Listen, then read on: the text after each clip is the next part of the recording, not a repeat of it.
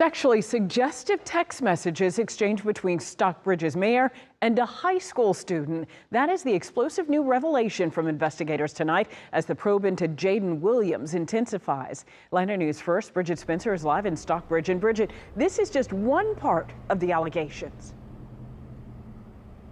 Tracy, that police report details an exchange between Mayor Jayden Williams and an 18-year-old high school student who attended Eagles Landing High School at that time. But the mayor continues to deny the allegations, and he says he did nothing criminal.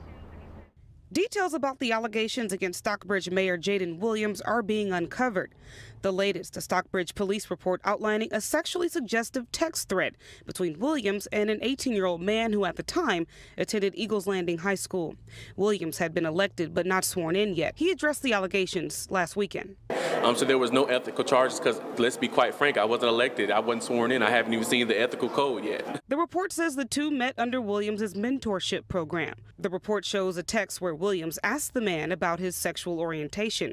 Williams goes on later to tell the man to keep their relationship private. Later on, the man threatens to expose the relationship, saying, quote, "I don't think you realize, bro, I could really bleep it all up for you."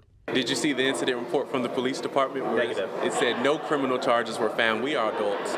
What they're doing now is attacking my personal character and my personal life. An investigative hearing is next for the mayor as the council potentially looks to oust him for allegedly misusing city funds. Stockbridge's city attorney says this investigation is centered around ethics.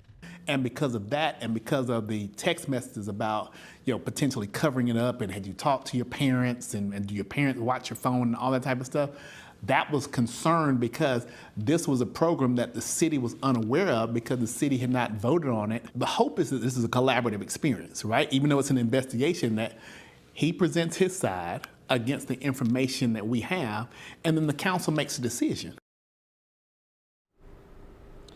Now, the investigative hearing that was originally scheduled for last weekend was moved now to September the 12th at 9 o'clock. We're live in Stockbridge. Bridget Spencer, Atlanta News First.